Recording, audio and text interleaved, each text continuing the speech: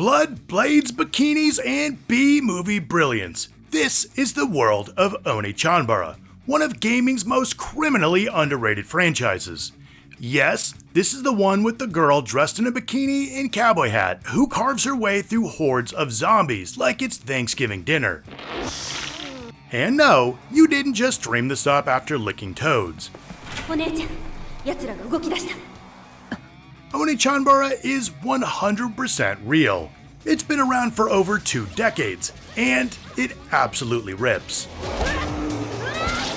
Where fanservice meets fountains of blood, Grindhouse Sleaze collides with surprisingly decent gameplay, and every cutscene looks like it was filmed in a haunted Hot Topic. And if you're thinking the series is all sizzle but no steak, well, strap on that bib. Bro bibs for women, bitch bibs! What started as a dirt cheap budget title on the PS2 grew into a full-blown cult franchise with sequels, spin-offs, movies, manga, and more, all wrapped in one of the most chaotic, self-aware aesthetics in gaming. Behind the skimpy outfits and over-the-top gore is a wild, convoluted, totally sincere storyline about cursed sisters, resurrected bloodlines, and sword-slashing vengeance.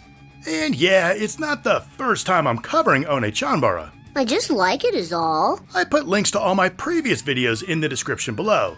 But today we're going deep, like really, really deep. From its humble roots to its gloriously bloody reboots and everything in between. This is the complete history of Onechanbara. So reload your sword, put on something a bit more comfortable, and let's carve through the undead history of one of the wildest and most unhinged franchises in gaming.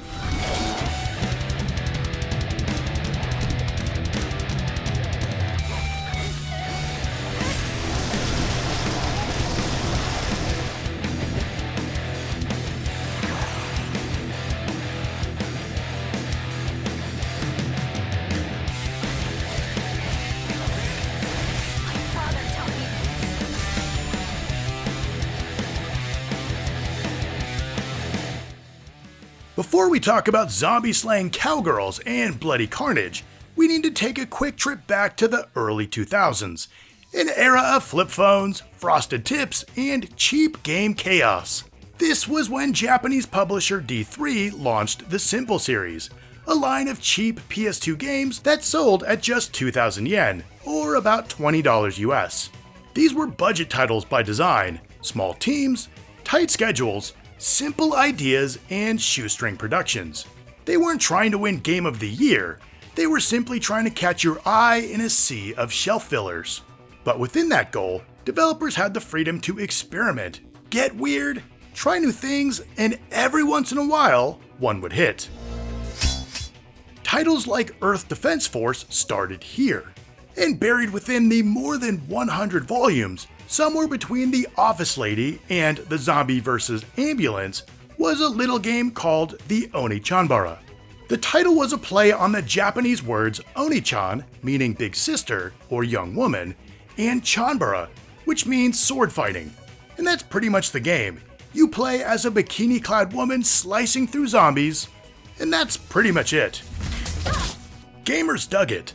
And before long, it got sequels, spin-offs, ports, and a growing fanbase. Okay, so what was it about the first game?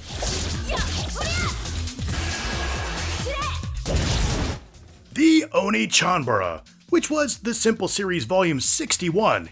Yeah, 60 freaking 1, was released in Japan on July 22nd, 2004, and developed by Tamsoft. This was the debut of Aya, a badass warrior who descended from the cursed baneful bloodline, who's thrown into a city overrun by the undead. At first, it looked just like any third-person action game, but look closer and you'll see. Yeah, pretty much the same, it's just closer. You string together combos, keep on the move, and manage 2 key mechanics, blood and blade. As you slayed enemies, Aya got drenched in blood. When covered in too much, she'd go berserk, making her stronger and faster, but also harder to control, and her health would continually drain. There was also a pretty clever weapon maintenance system. You see, in games with guns, you can balance the gameplay with the size of the magazine, reload time, firing speed, and more. But what if you're using blades? Well, in this game, you essentially need to reload your swords. Yeah, when your sword gets clogged with too many bloody zombie guts, it gets dull unless you stop to clean it. It's a small thing that not only balanced out the gameplay, but added to the game's edgy vibe. Teamsoft was working with a tiny budget, so they used their in-house engine.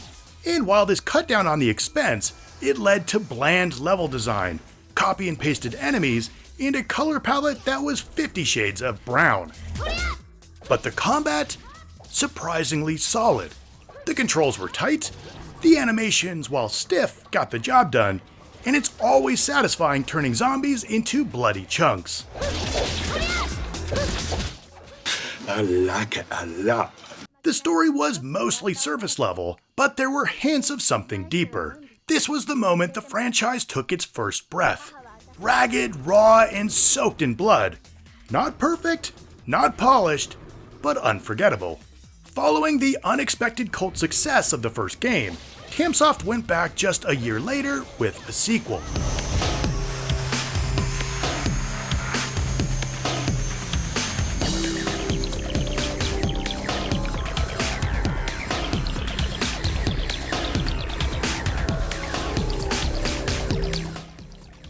On August 4th, 2005, the Onechanbara 2 launched in Japan.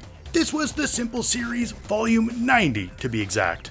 It was still a budget release, still exclusive to the PS2, only available in Japan, and still flying under the radar for most of the gaming world. But this game became the template for the series over the next 2 decades. From the moment you press start, it's clear this wasn't just a reskin of the first game. The combat felt faster, sharper, more confident, and Aya was no longer fighting alone. This was the introduction of Saki, Aya's younger sister, who also served as the second playable character, allowing you to switch between the two in real time, each with unique mechanics. Aya still wields her Extra big ass katana, but Saki brings a completely different feel, making her actions faster and more frenetic. Together, they create a brutal rhythm, each character filling in for the other. The mechanics were similar to the first game, just more refined. You'd still go berserk when covered in too much blood, and swords still needed to be cleaned. But now, there was more enemy variety, tighter hit detection, and stages that, while still linear, felt bigger and with more going on. The story was expanded too, with deeper lore, exploring their baneful blood lineage, their family's dark history, and their conflicted paths. It's still light on plot, but the emotional core was there. If the first game was a cult curiosity, the sequel was a franchise finding its legs. And for longtime fans, it was like the proper start of the series. Unfortunately, this game never made its way outside Japan, so its reach was still limited. But was the series too Japanese to find an audience in the West? Well, that question was about to be answered.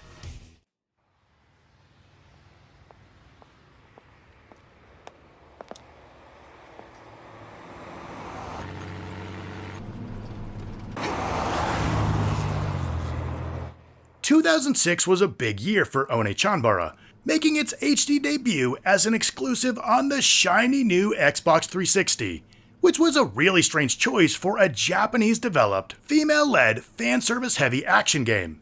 This new entry wasn't just a technical leap forward, it was a full rebrand.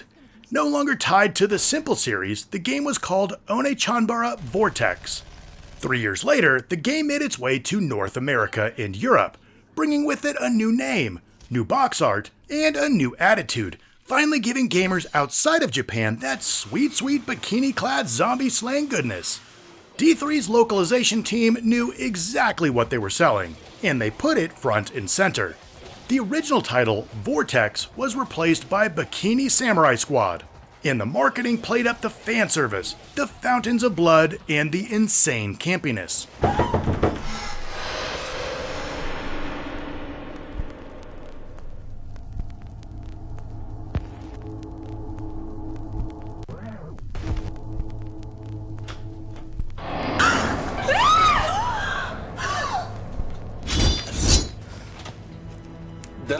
$16?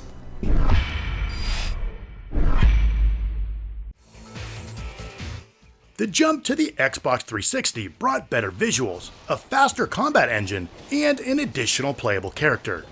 New character Anna, yeah, that's how her name was spelled, joined sisters Aya and Saki. She was military trained, so instead of swords, she used guns. Lots of guns. And what was even cooler was you could play this game in couch co-op, a feature that's far too rare, especially these days. Now, the critics gave this game serious side-eye. Bombastic side-eye. Criminal offensive side-eye. Yeah, it got slaughtered. IGN gave it a freaking 3 out of 10. IGN? Kiss my ass! Reviewers called it shallow, repetitive, and tasteless, which... Well, duh. But fans didn't care. They appreciated the unfiltered weirdness, the throwback mechanics, and the unapologetic style. The game found a global audience, and the series absolutely exploded. Hell, it wasn't even the only Onechanbara game that launched that year. Tamsoft had something else in the works, something way more hands-on.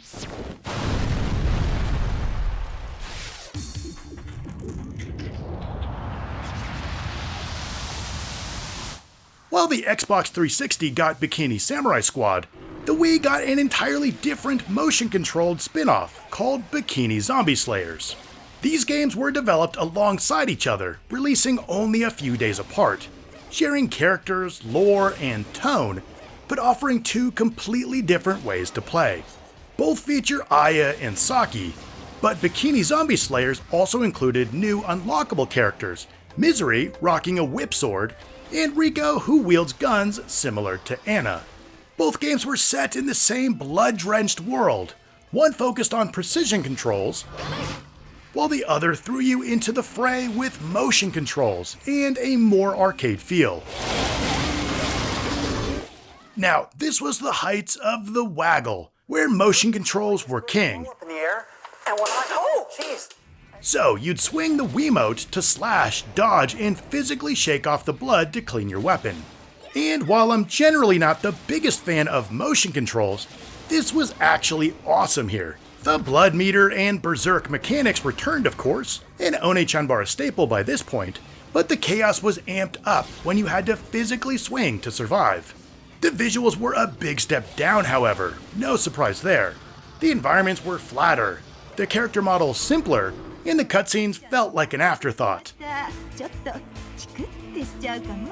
The critical reception was mixed. Again, critics were baffled by the ridiculous name, the janky animations, and the motion controls, but fans who got it really got it.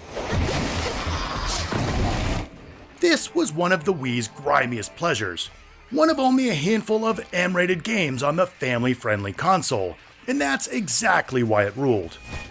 With Samurai Squad and Zombie Slayers, Onechanbara officially went worldwide, so you know it was only a matter of time.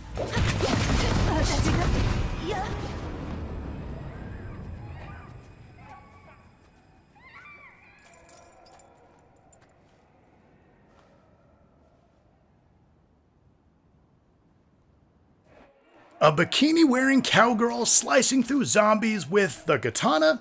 Yeah, that was destined for a movie deal. And in 2008, Onechanbara made the leap from game console to grindhouse cinema. Called Chanbara Beauty in Japan, it was later released out west and renamed to Onechanbara Bikini Samurai Squad, because of course it was. Directed by Yuhei Fukuda, the first Onechanbara movie was loosely based on the early games. Emphasis on loosely. You've got Aya in the hat, zombies in the streets, and action in the sheets. The plot was a mess. The tone shifted wildly. There were pacing issues, and the effects looked like they came straight from the PS2. But when it hits, holy crap, it hits. Some of the action sequences are the most badass, like, ever. Fanservice goes just as hard as the games, and all of the characters are there. All things considered, this was one of the best video game to movie adaptations, period, by that point. And just a year later, we got a sequel called Chanbara Beauty, the movie Vortex. Just rolls off the tongue. New director, new cast, and new plot. In fact, almost nothing from the first film returns, except the basic concept of hot women versus zombies, which... You son of a bitch! I'm in! It basically retcons the first story. Think of it more like a side story or fever dream, rather than a direct sequel. The budget's clearly even less than the first movie, if you can believe it, with scenes that look like they were ripped straight from the Power Rangers. And no surprise, critics shredded both movies. But in the world of schlocky action horror and video game adaptations, they are so bad they loop around to freaking awesome. Don't get me wrong, they're bad, but fun bad. If you want a review of these movies from a series fan, check out my take linked below. That video also includes a look at the Onechanbara manga, which also came out around that time and is surprisingly great. Unlike the camp and chaos of the games and movies, the manga goes deep into the story and drama. It doubles down on the baneful blood lore, digging into the origins of Aya and Saki's curse, their fractured sisterhood, and the moral rot behind the undead apocalypse. Artistically, the manga sits somewhere between mid-2000s CNN and Neogore Doujinshi. It's gritty but clean, sharp in its choreography, nasty in its detail, and surprisingly elegant when it wants to be. But Tamsoft wasn't done with games, and for their next move, they'd take a big gamble. By 2012, Onechanbara had bloodied up the PS2, the Xbox 360, and the Wii, lit up the silver screen twice, and hit the pages of a manga. So, what next? How do you continue to evolve this series? Time for a reboot.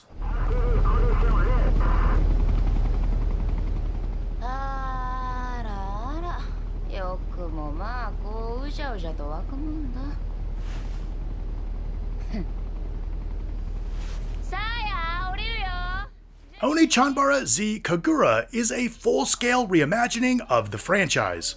The game was released exclusively in Japan on January 19th, 2012. There was no Western release, but even without localization, the game made waves thanks to its fresh new design.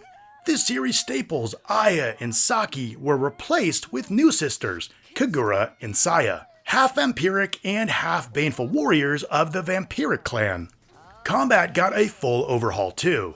The pace was faster, the controls were tighter, and the animations were smoother.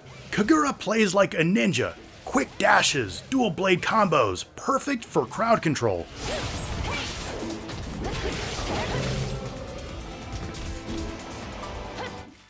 Saya is a tank, swinging a massive chainsaw with weight and fury.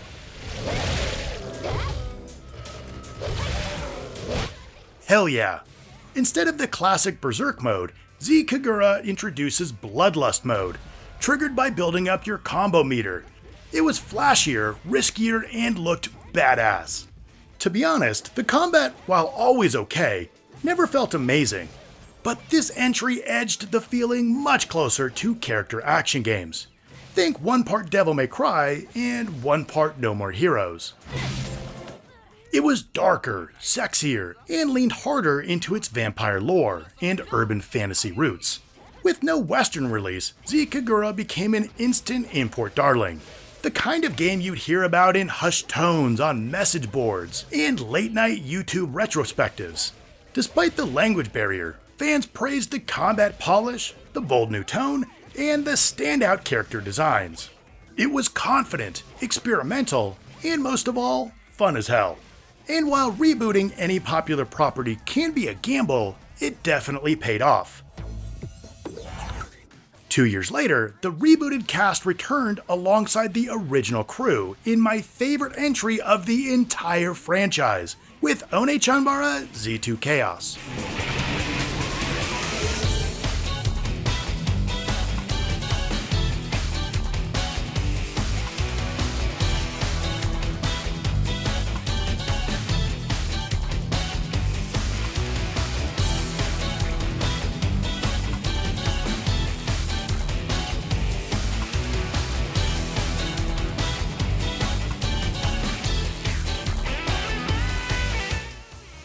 If Z Kagura was a fresh start, then Z2 Chaos was a blood-soaked party where everyone was invited.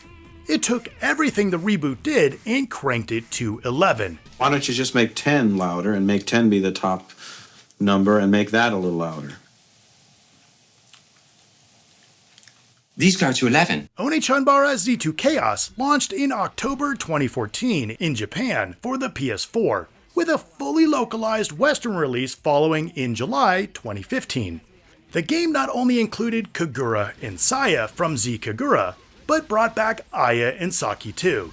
Yeah, the game gave you all 4 characters from the start, and you can switch between them mid-fight, chaining together massive combos, juggling enemies, and keeping the action going non-stop. Each sister plays completely differently. Aya's still the queen of stylish strikes, Saki's more aggressive and acrobatic, Saya delivers raw brute force, and Kagura is fast and flashy. Learning when and how to swap between them is what made the combat so rad. This is, hands down, the best feeling Onechanbara game to date. You're rewarded for aggression, and the more stylish you played, the bloodier the results.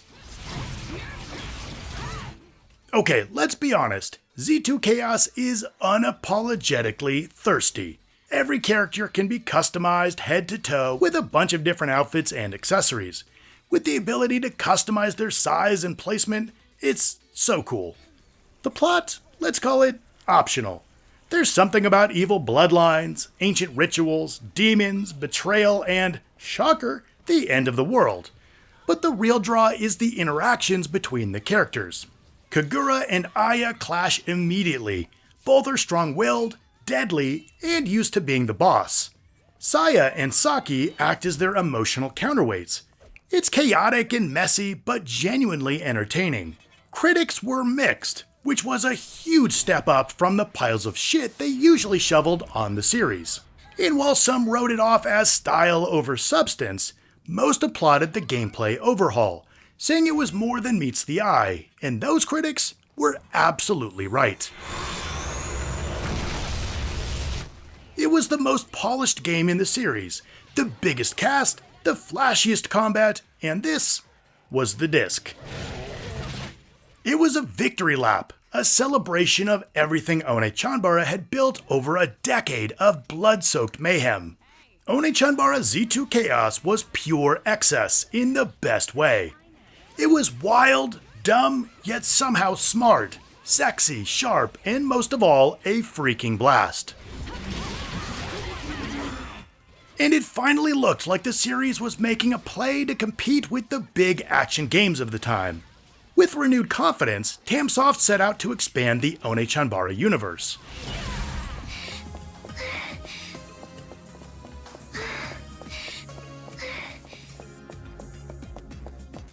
What if you took the blood, the tone, and the fanservice, but swapped swords for shotguns, and the bikinis for school uniforms?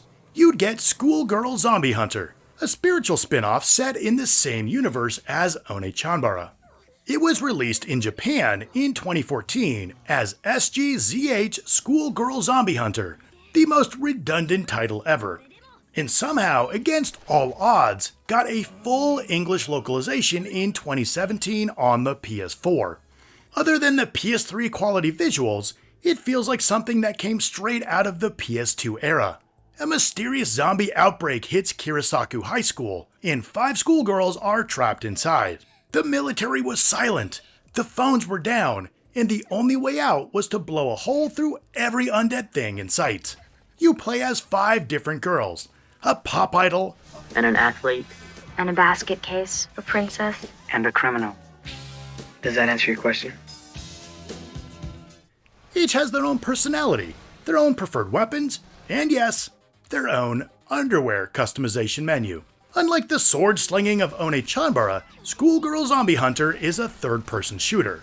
You'll swap between rifles, handguns, shotguns, and grenade launchers as you take on swarms of zombies in school gyms, rooftops, and locker-filled hellscapes. But this wouldn't be a Tamsoft game if it didn't have something totally bananas. So you could strip off your clothes mid-fight to distract zombies.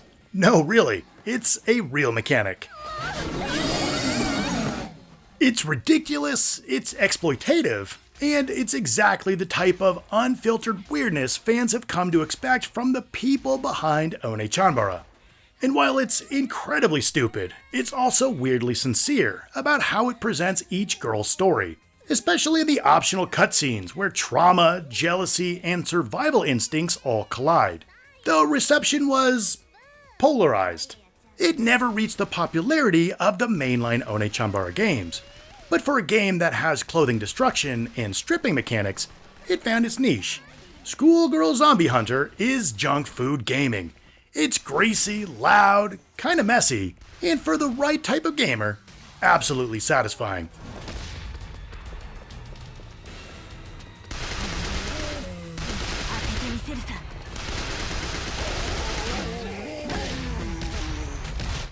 After the glorious excess of Z2 Chaos, fans expected another sequel, but instead of pushing forward, Tamsoft turned back.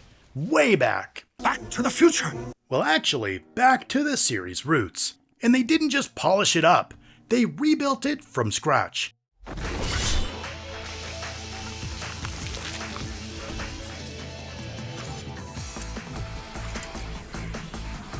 Get out of my way.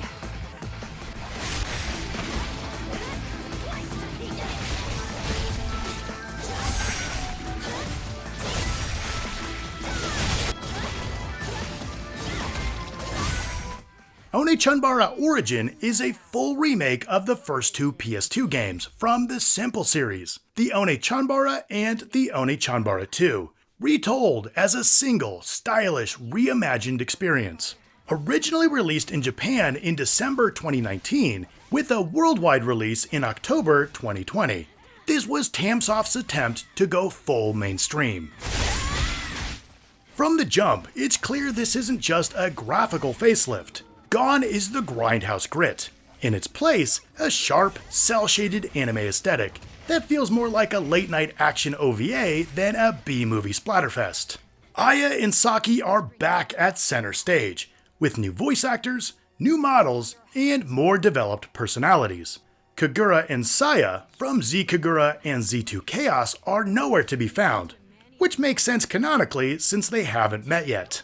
The story might follow the same general beats as the original PS2 games, but it's completely rewritten. The drama is heavier, the emotional stakes are clearer, you finally get to feel what it's like to live under the curse of the baneful blood, not just hack your way through it. Origin plays like a re-examination of what Onechanbara could be if you really took the character seriously. Aya's struggle with her cursed blood is front and center again, but now with greater emotional weight. We learn about the sisters' past, making them much more complex and their arcs more tragic than in the previous games. The biggest change is the combat system. Origin borrows heavily from Z2 Chaos. Fluid combos, aerial attacks, and real-time weapon switching, but tightens the focus. Similar to the original game, you start only controlling Aya. Eventually you unlock Saki as a second playable character. Not just a palette swap, but with her own entire moveset. Origin's art direction might be the most divisive thing about it.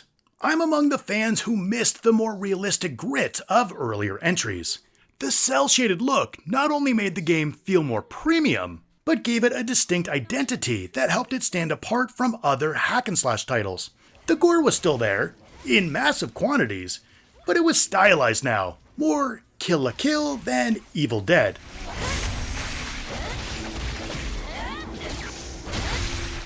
Still ridiculous, just wrapped in sharper edges and brighter colors. The reception was mixed but passionate. Some fans were thrilled to see the franchise finally get the visual polish it deserved. Others wanted the campy horror tone back, but nearly everyone agreed Origin had heart, style, and potential. Unfortunately, it didn't set the world on fire sales-wise, but it did reignite interest in the series, and introduced a whole new generation to Aya and Saki's blood-soaked legacy. Onechanbara Origin isn't just a remake, it's a test run for a future that's still uncertain. It shows that Tamsoft can modernize the series without losing its edge. and there's still room for these characters in today's gaming landscape. However, since 2019, the series has gone silent. No sequels, no spin-offs, no announcements, leaving many of us to wonder where the hell is Onechanbara. This is a series that started as a budget experiment, but evolved into something uniquely powerful. Games like Onechanbara brought flavor, weirdness, confidence. It was grindhouse with gameplay, a rare fusion of exploitation cinema and real mechanical depth. Nobody else was doing that, and frankly, nobody still is. But here's the thing, the stars have never been more aligned for this series to return. Over the past few years, we've seen a massive resurgence in character action and hack-and-slash games, particularly in the indie scene. In games like Stellar Blade, with its unapologetically fanservice-heavy design and modernized combat system, has kicked the door open for a whole new generation of players who want action as sexy as it is stylish. And then you've got games like Bayonetta that are trapped on Nintendo consoles, limiting its reach and potential. Just imagine a new Onechanbara game on PS5, Xbox Series, and PC, with fluid, 60 frames a second combat, 4-player co-op modes, expanded customization, and a cinematic story that leans into the drama first explored in Origin. If done well, you know it would sell gangbusters. Onechanbara was ahead of its time, and now that time has finally caught up. Stylish action is popular again, fanservice is mainstream, and yet, one of the original Queens of Chaos still hasn't been invited back to the party. I think it's time we change that. It's time for Onechanbara to return. And there you go, absolutely everything Onechanbara. So now I'd love to hear from you. Am I the only person who loves this series? Or are there others out there? Let me know. And what other franchises should I tackle? If you liked the video, hit like and of course subscribe. And if you want to learn about the history of video game fan service, check out my video right here. I want to thank you so much for watching, and I'll see you next time.